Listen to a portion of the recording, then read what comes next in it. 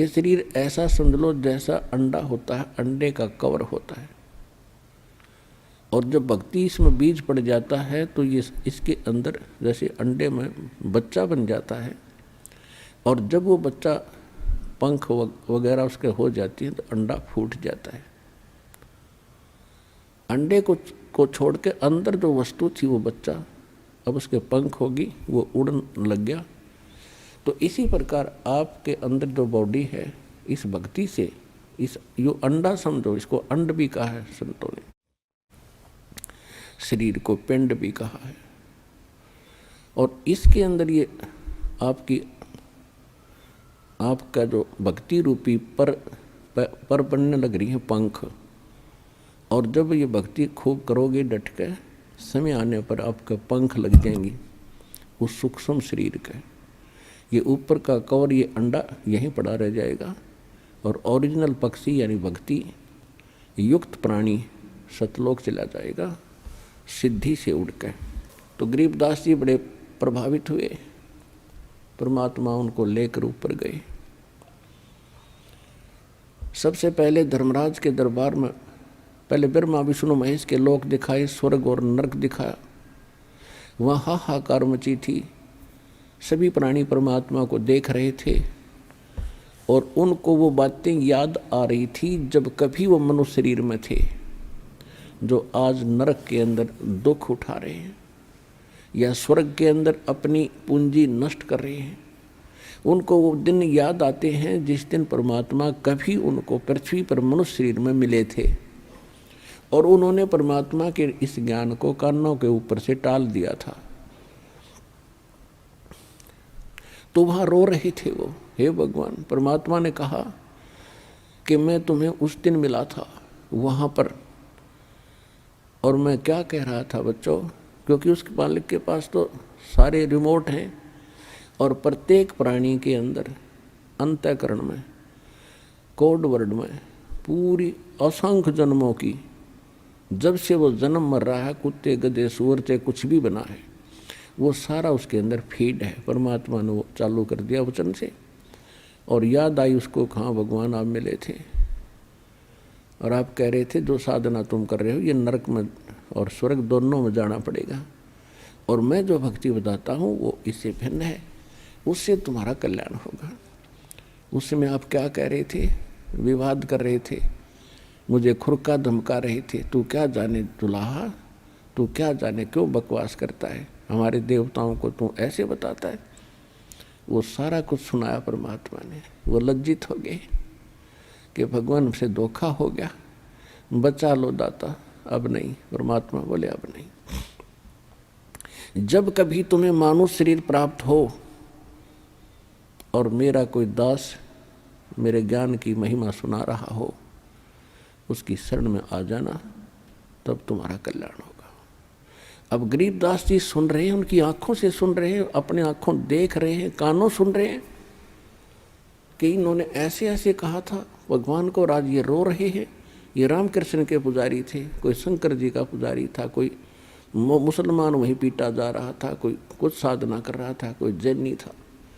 अब सभी वहाँ भुगत रहे थे। अब गरीबदास जी इतने दृढ़ होते जा रहे थे, ओए होए, हे भगवान ने सचमुच ये हालत होती अगर हम मालिक ना मिलते तो अपने को। फिर ब्रह्मा विष्णु महेश के लोक में ले गए। वहाँ देखा बेटा ये सब ना अपनी दुकान खोल रखी है।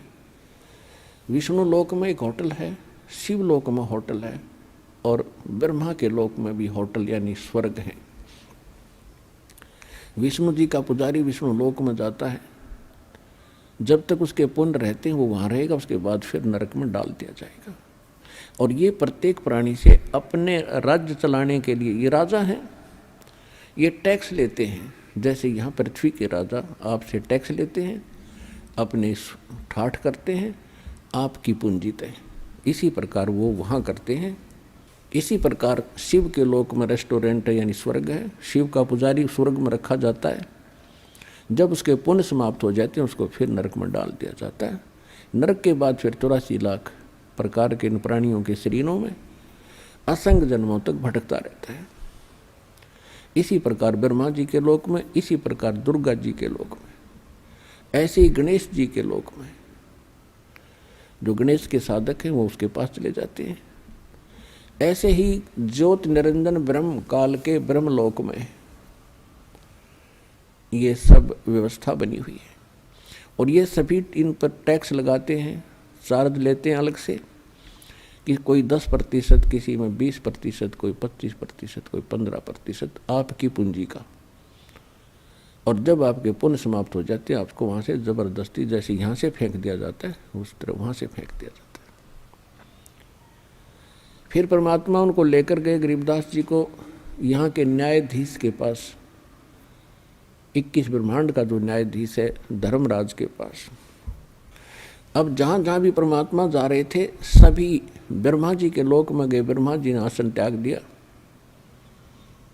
लेकिन परमात्मा खड़े खड़े दो बात करके चल पड़े। विष्णु जी के लोक में गए, विष्णु जी ने भी आसन त्याग दिया और खड़े हो गए, सत्कार किया। ऐसे ही भगवान शंकर के लोक में। फिर जब धर्मराज के लोक में गए, न्यायाधीश के लोक में गए, उसके ऑफिस में गए, तो धर्मराज ने भी कुर्सी त्याग दी और करबद्ध होकर खड़े हो गए। एक आध्यात्मिक शक्ति ऐसी है, इसमें किसी को अपनी आइडेंटिटी बताने की आवश्यकता नहीं। अपने आप सामने वाले पर प्रभाव होता है, अपने आप वो नतमस्तक हो जाता है। और परमात्मा खड़े खड़े उस न्यायाधीश को धमका रहे हैं, खुरका रहे हैं। यहाँ के न्यायाधीश यानी 21 ब्रह्मांड के, एक ब्रह्मांड में होता है वैसे ऐसी व्यवस्था 21 ब्रह्मांड में अलग अलग होती है। तो इस ब्रह्मांड के न्यायाधीश यानी मुख्य न्यायाधीश चीफ जस्टिस को, धर्मराज को परमात्मा खड़े खड़े कह रहे हैं कि कान खोल कर सुन ले, यदि मेरी आत्मा का तूने अकाउंट भी ले लिया तो मुझसे बुरा नहीं होगा। यदि तेरे पास कोई भूल भटक कर आ जावे तो उसको मेरे पास भेज देना। धर्मराज ने कहा कि भगवान जो आपकी आज्ञा वही होगी, लेकिन मेरी एक प्रॉब्लम है, समस्या है। आपकी शरण में आने से पहले जो व्यक्ति, जो प्राणी जितने भी पुण्य और पाप उसने प्राप्त हैं, तो उनका भोग तो दंड मुझे देना पड़ेगा पापों का। पुण्य तो दुखदाई है ही नहीं, लेकिन पापों का दंड तो मैंने देना ही पड़ेगा, ये मेरी मजबूरी है प्रभु, कुछ इसका समाधान करो। अब आदरणीय गरीबदास साहिब जी ने वापस आकर फिर बताया कि कैसी वार्ता हुई मेरे सामने।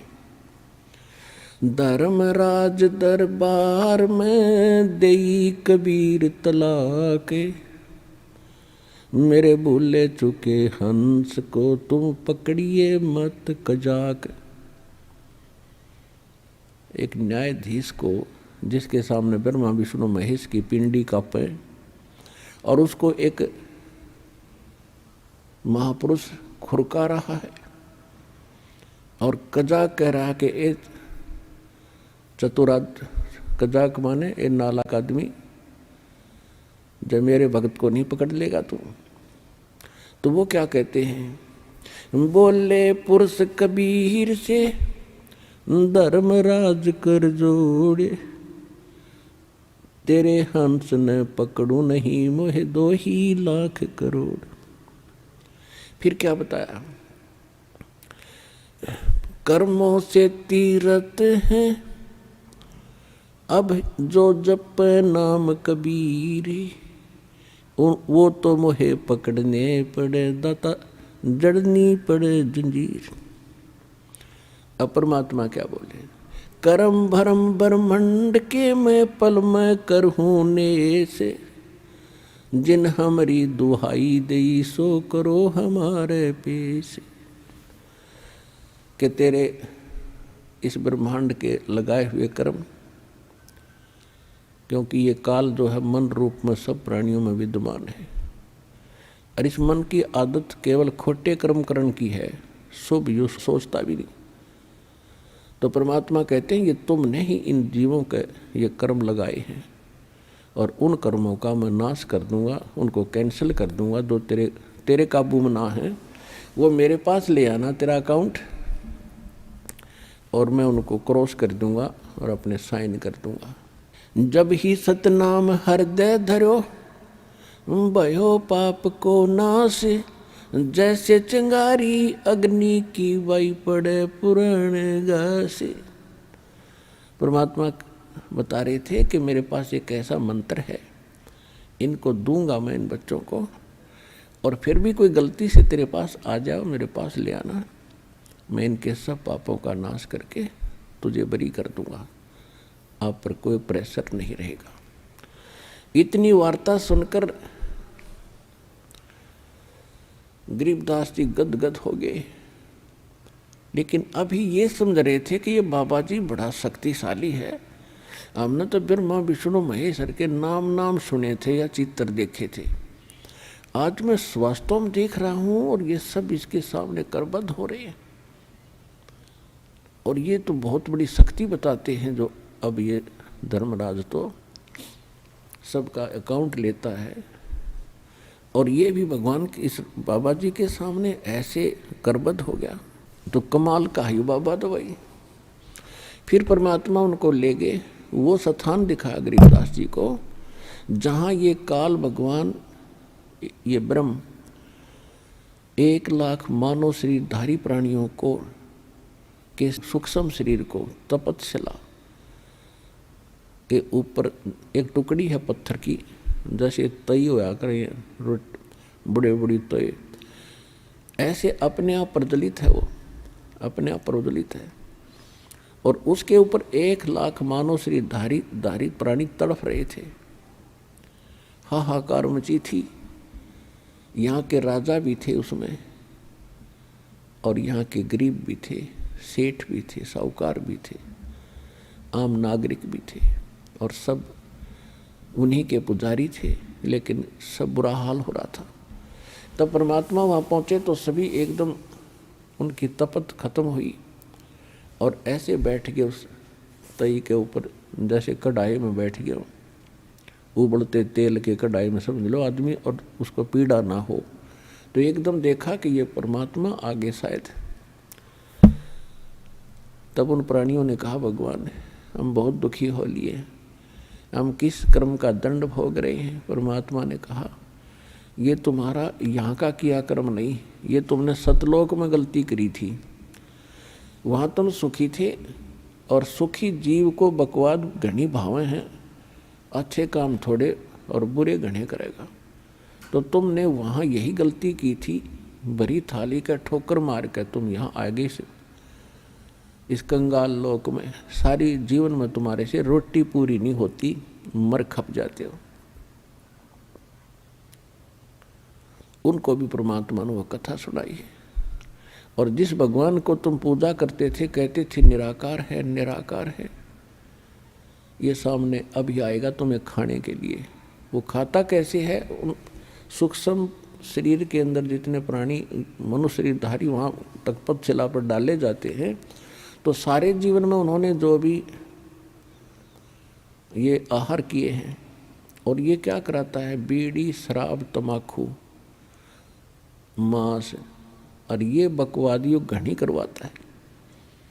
आज विश्व में शायद ही कोई प्राणी बचे हों कुछ प्रतिशत, न तो सभी, कोई बीड़ी का लत है, कोई शराब पी रहा है, कोई भूकी खा रहा है, कोई अफीम खा रहा है, कोई मांस खा रहा है, कोई शराब पीता है। तो ये कोई सा भी काम करने का नहीं, ये मन करवाता है।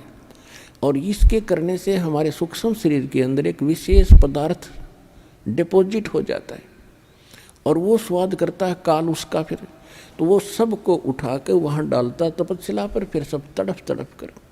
जिसने ज़्यादा बीड़ी शराब तम्बाकू पी रखा है वो काफ़ी देर तक तड़पता, उसमें तो घना माल होता है उसका, और काफ़ी देर तक सबसे पीछे तक उसकी दुर्गति होती है वहाँ पर। और फिर जीव मरता नहीं उस सूक्ष्म शरीर में, उनको वहाँ से फेंक देता सीधी से। उसका टाइम फिक्स अलार्म रखा उसने, उसके बाद वो वहाँ से अपने आप उड़ जाते हैं। जब उनका गंध मैल निकल जाता है, और ऊपर जाते ठंडे क्षेत्र से तो वो कुछ नॉर्मल से हो जाते हैं, और फिर धर्मराज के दरबार में आकर लाइन लगा लेते हैं अपने कर्मों का अकाउंट कराने के लिए।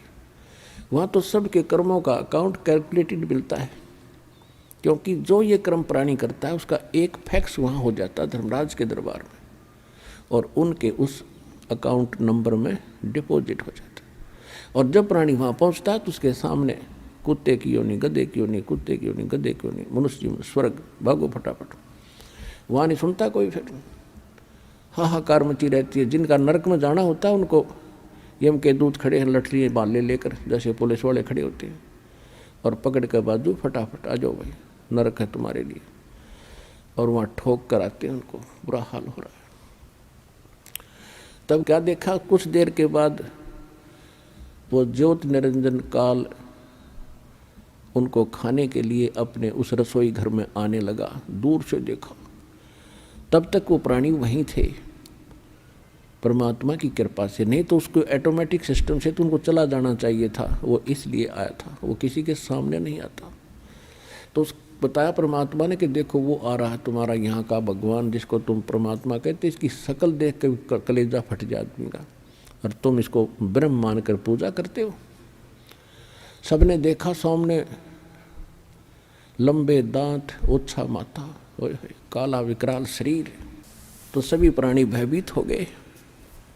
परमात्मा ने कहा कि तुम जाओ यहाँ से।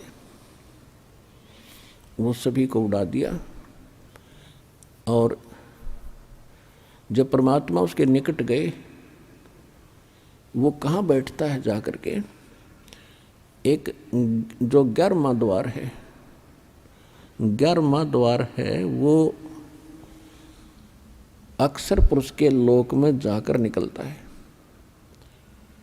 उस गेट पर ये स्वयं चौकीदारी करता है कि कोई इधर से एक भी ना चला जा। ये स्वयं वहाँ बैठता है, और वहाँ बैठा था, वहाँ से उठकर चला ही था। परमात्मा जब चले तो उस गेट पर अड़ गया जाके, कौन आ गया ये, इस कैसे चला जाएगा इधर। तो परमात्मा निकट गए, तो परमात्मा ने कहा कि देख बेटा गरीबदास, ये है यू काल भयंकर, इसके सामने ब्रह्मा विष्णु महेश की हिम्मत नहीं कि इसके सामने, इसकी शक्ति के सामने टिक जाए। वो 4 भुजा के भगवान, यो 1000 का है। अब तो ये 2 भुजा बनाए बैठा है, ये 1000 भुजा तक बना सकता है। ब्रह्मा विष्णु महेश तो 16 कला के प्रभु हैं, ये 1000 कला का भगवान है। और जिस परमात्मा के पास मैं तुझे ले जा रहा हूँ, असंख्य कला का मालिक है वो। और देखना, अब मेरे पास ऐसा मंत्र है, अब मैं सिमरण करूँगा जाप का, सतनाम का, श्वास से, और ये ऐसे हो जाएगा जैसे, क्या बताया, जैसे फनपति मंत्र सुन रखे फन सकोड़े, ऐसे बीरा मेरे सतनाम से यू काल लवे मुँह मोड़े। कि जैसे गारडू के मंत्र से एक खूंखार सर्प उस मंत्र के बोलने से वो फन ऐसे कर रहा हो, तो फन को इकट्ठा करके और बिल्कुल जमीन पर रख लेता है। जैसे फनपति मंत्र सुन रखे फन सकोरे, ऐसे मेरे सतनाम से यू काल लवे मुँह मोड़े। परमात्मा ने कहा देख, अब मैं मंत्र जाप करता हूँ।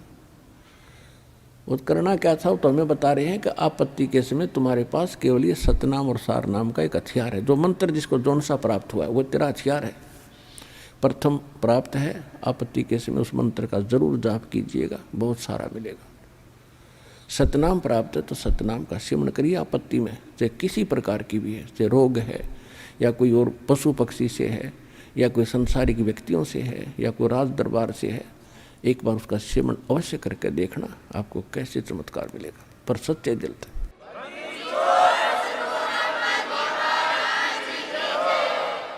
और सारनाम प्राप्त है, सारनाम का जाप करिए। सतनाम प्राप्त है, सतनाम का करिए। प्रथम मंत्र प्राप्त है, प्रथम मंत्र का जाप कीजिए। तो जो ही परमात्मा ने कहते हैं कि मैं देख ले भाई सिमरण कर रहा हूँ, उसी समय काल जहाँ उस गेट के ऊपर 11वें द्वार पर कड़लाएं बैठा था और ऐसा सिर झुक गया उसका। और कहा, ले बेटा गरीबदास आजा, पैड़ी बना इसकी। इसके सिर पे पैर रखा, पहले तू चल पहले आगे। गरीबदास जी ने सिर पे पैर रखा, अंदर कूद गए, बालक थे। ऐसे परमात्मा ने सिर पे पैर रखा और आगे चला गया। वो फिर ऐसे हो गया, कदे और ना निकल जा, दो तो गए तो गए। 11वें द्वार पार करते ही ये लोक आ जाता है अक्षर पुरुष का। गीता अध्याय नंबर 15 के श्लोक नंबर 16 और 17 में 3 पुरुष हैं। एक सरपुरुष, ये ब्रह्म है 21 ब्रह्मांड का मालिक, जिसको ज्योत स्वरूपी निरंजन काल भी कहते हैं। और अक्षर पुरुष ये 7 संग ब्रह्मांड का स्वामी है। और इनके अंतर्गत जितने इनके अंतर्गत प्राणी हैं वो भी नाशवान और ये स्वयं भी नाशवान। 15वें अध्याय के गीता जी में 17वें श्लोक में कहा कि उत्तम पुरुष है तू अन्य परमात्मा इति उदाहरते। उत्तम पुरुष यानी श्रेष्ठ परमात्मा तो इन दोनों से सरपुरुष और अक्षर पुरुष से अलग है, जिसको परमात्मा कहा जाता है। यह लोक धर्म अविषय विवृत्ति अवैश्वर है, जो तीनों लोकों में प्रवेश करके सबका धारण पोषण करता है, यानी कुल का मालिक वासुदेव। वो वासुदेव है, ये श्री कृष्ण वासुदेव नहीं। इसके तो पिता का नाम था वासुदेव। तो तब उस अक्षर पुरुष के लोक को पार करके फिर परमात्मा ने बताया कि जब तुम यहाँ आओगे, यहाँ इसके बहुत लंबा क्षेत्र है, इसके यहाँ से आपने जाना है, तो यहाँ आपको इसका वो मिलेगा, विमान मिलेगा। और इसका टैक्स देना है आपने। उस बहर गुफा तक जाने का, 12वें द्वार में प्रवेश करने तक इसका टैक्स देना है। उसका एक मंत्र दूंगा जो इसकी कमाई बनेगी। फिर ये तैयार रखेगा आपके लिए यहाँ एक विमान है, और आपको 7 संग ब्रह्मांडों को पार करके बहर गुफा में छोड़ेगा। उसके बाद एक मंत्र और दिया जाएगा जो सार नाम है, उसकी कमाई से आप यहाँ 27 स्थान पाओगे। तो जो ही परमात्मा वहाँ पहुँचे तो अक्षर पुरुष का सारा स्थान दिखाया। अक्षर पुरुष के पास पहुँचे, वो खड़ा हो गया। वो ऐसा निकम्मा नहीं है जैसा ये काल है, लेकिन वहाँ भी जन्म मृत्यु प्राणियों की बनी रहेगी, लेकिन उनकी आयु बहुत बड़ी है। फिर भी जन्म मृत्यु पशु पक्षी ऐसे ही हैं, लेकिन वो किसी को खाता नहीं, स्वार्थवश दुखी नहीं करता। लेकिन कर्म आधार दंड वहाँ भी पुण्य और पाप, स्वर्ग और नरक दोनों ही बने हुए। उसके बाद फिर परमात्मा 12वें द्वार में पहुँचे। अक्षर पुरुष से भी परमात्मा ने, अक्षर पुरुष ने विनय किया, और जो उनसे भूल बनी थी, जो वो उसको याद है, अक्षमा याचना की दाता हमने बहुत गलती की थी, हम आपके लोक को छोड़कर आए थे, अब कभी दया करिए दाता। परमात्मा बोले, वह दया तो हम रोज ही करें, पर तुमसे ये लालच ना छूटता, यहाँ की प्रभुता ना छूटती, ला अब कर दूं दया तेरे पे। मैं कहूँ ऐसे भक्ति करे। फिर क्या कहता जी, फिर देखेंगे, वो उठाठ दिखे उसने, फिर देखेंगे। सब किसी ने देख ले, जिसने समय पर रोटी मिल रही है, छोटी सी कोई जॉब ठीक हो या व्यवसाय ठीक हो, बाल परिवार ठीक हो, उसको कोई कह दे आजा भक्ति कर ले, नहीं होगा फिर देखेंगे। ये बता गुट्टी लानी है शाम ने, वह ना छूटती। फिर क्या देखेगा, जब गधा बन जाएगा फिर तो कुम्हार देखेगा, कड़मा मारेगा लठ। अब देखना तब देख, छोड़ सारी बुराइयों को और कर भक्ति सच्चे नाम की। और यहाँ भी सुखी रहेगा, जब तक तेरा यहाँ संस्कार है तब भी सुखी इसी से रहेगा। नहीं तो आज सब कुछ है तेरे पास, कल मृत्यु हो जा, फिर गधा बन कर घूम रहा होगा। खा का ये जीवन यहाँ का। और इस ज्ञान से यह बात समझ में आवेगी। प्रमाण दिया जाएंगे, भगवान बतावे, आँखों देखा वो संत बतावे। अब जैसे आम कहावत होया करती, कोई बात बतावे इधर उधर की, तो उसने यूँ कहा करते कि तू कौन सा भगवान तो मिलकर आ रहा है। यानी भगवान से कोई मिलकर आवे तो उसकी बात तो सच्ची है, मानी उन्होंने भी, कि आप कौन से भगवान से मिलकर आ रहे हो, इसी दृढ़ कॉन्फिडेंस से कह रहा तू यह बात। तो परमात्मा खुद आए और जो भगवान से मिलकर आए उन्होंने बताई यही बातें। तो शंका नहीं रहनी चाहिए समझदार व्यक्ति को जो वो ज्ञान बताया जा रहा है, और दास उन महापुरुषों का बताया हुआ बता रहा है, तो आपको तुरंत समझ में आना चाहिए और यहाँ से सिर पर पैर रख लो, सतलोक जाने के लिए डट के भक्ति करनी चाहिए।